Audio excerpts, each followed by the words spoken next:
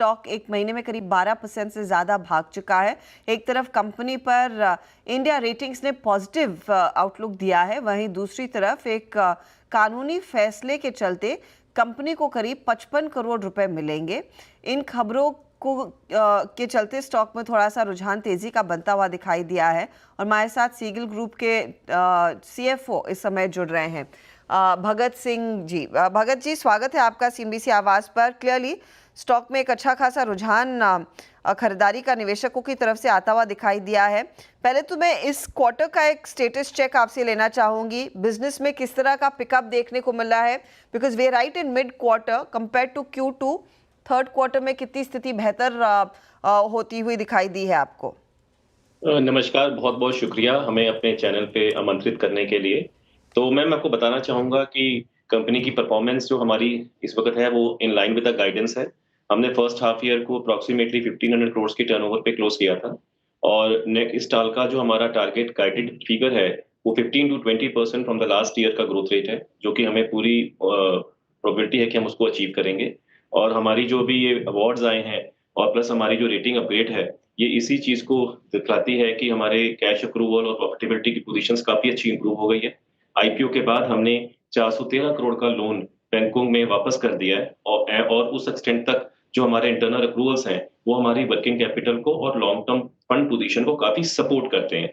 ये जो रेटिंग अभी अपग्रेड हुई है, इस रेटिंग के अपग्रेड होने का कंपनी की फाइनेंशियल कॉस्ट पे बहुत सब्सटैंशियल इम्पैक्ट पड़ेगा और हमें उम्मीद है, कंपनी की पूरी टीम इस पे वर्किंग कर रही है कि हमारी जो फाइनेंशियल कॉस्ट है, वो अप्रॉक्सिमेटली 70 बेसिस पॉइंट से 1% तक की रिडक्शन हम एक्सपेक्ट करते हैं।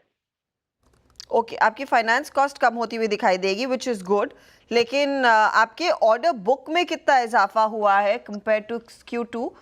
कितने नए ऑर्डर्स आप बैक कर पाए हैं, उसका भी एक अंदाजा अगर दे सके। Sure ma'am. मैम, हमारा अभी टारगेट इस साल का जो हमने गाइडेड नंबर दिया था, वो 5000 करोड़ का टोटल इनफ्लो के बारे में हमने गाइडेड नंबर दिया था, जिसके अगेंस्ट हम 3800 करोड़ का ऑर्डर ऑलरेडी इनफ्लो हमें आ चुका है फर्स्ट हाफ में। 14,000 करोड़ के कॉन्ट्रैक्ट कंपनी ने ऑलरेडी बिड किए हुए हैं। हमारी स्ट्राइक रेशियो अप्रॉक्सिमेटली 20% के हिसाब बैठती है। हमें उम्मीद है आने वाले एक सेकंड हाफ में कंपनी को और 4 से 5,000 करोड़ का ऑर्डर इनफ्लो अपेक्षित है और जो भी ऑर्डर इनफ्लो है, वो हमारे गाइडेड एबिटा मार्जिन के अकॉर्डिंगली गवर्न करता है। ओके, तो आगे जाते हुए आप की ईपीएस ग्रोथ अगले 3-4 साल में किस तरीके से रहेगी? सर, हमारी ईपीएस की ग्रोथ कंसिस्टेंट रहेगी। जैसे मैंने आपसे बताया, हमारा हैम और ईपीसी में दोनों में टोटल पोर्टफोलियो डिवाइडेड है और हमारा एबिटा जो प्योर ईपीसी मार्जिन्स है, टोटल हमारा एबिटा मार्जिन्स जो चल रहा अभी कंसिस्टेंसी हम मेंटेन कर रहे हैं, 15% की मेंटेन कर रहे हैं, जिसके अंदर 12.5 से 13.5% प्योर ईपीसी कंपनी का मार्जिन है। उसके ऊपर रॉयल्टी, बोनस और अवार्ड्स और अदर इनकम डाल के हमारा 15% का एबिटा बनता है। हमें पूरी उम्मीद है, आने वाले सालों में जो भी कंपनी अपना काम एग्जीक्यूट करेगी, वो इन्हीं मार्जिन्स के ऊपर करेगी और मार्जिन्स हम रियलाइज करेंगे। अगर जी एक ब्रॉडर पर्सपेक्टिव मैं आपसे लेना चाहूंगी, क्योंकि आप हैम EPC कॉन्ट्रैक्ट्स दोनों करते हैं। अब इलेक्शंस की वजह से थोड़ा सा स्लो डाउन देखने को मिला था सरकार के कैपेक्स में। क्या उसमें पिकअप के साइंस आ गए हैं? कुछ इंडिकेट कर पाएंगे कि कितना खर्च आता हुआ दिखाई दे सकता है, किस तरह के टेंडर्स आगे खुलेंगे? मैम, हमें पूरी उम्मीद है कि आने वाले जो अगले 3 महीने में है, क्योंकि ये देखा गया है कि कैपेक्स हमेशा लास्ट सेकंड हाफ में बहुत अच्छा होता है। हमें उम्मीद है कि आने वाले समय में काफ़ी अच्छे कॉन्ट्रैक्ट्स ओपन होंगे, जिसमें roads, metro stations, railways, Indian railways, water irrigations के काफ़ी अच्छी मात्रा में टेंडर ज़रूर खुलेंगे और इससे हमारी जीडीपी पे बहुत अच्छा इम्पैक्ट पड़ेगा। क्योंकि सब ये जानते हैं कि इंफ्रास्ट्रक्चर एक ऐसा सेक्टर है, जिसमें जो भी इन्वेस्टमेंट्स होती है, उसका इंडियन इकोनॉमी पे मल्टीप्लायर इफेक्ट होता है और हमें उम्मीद है कि आने वाले 3-4 महीने में ये जो ट्रेंड रहा है हमेशा, एक अच्छे टेंडर इनफ्लो इंडस्ट्री में ज़रूर आएगा, जिसका बेनिफिट सारे प्लेयर्स को मिलेगा। शुक्रिया आप हमारे लिए समय निकाल कर अपनी राय देने के लिए।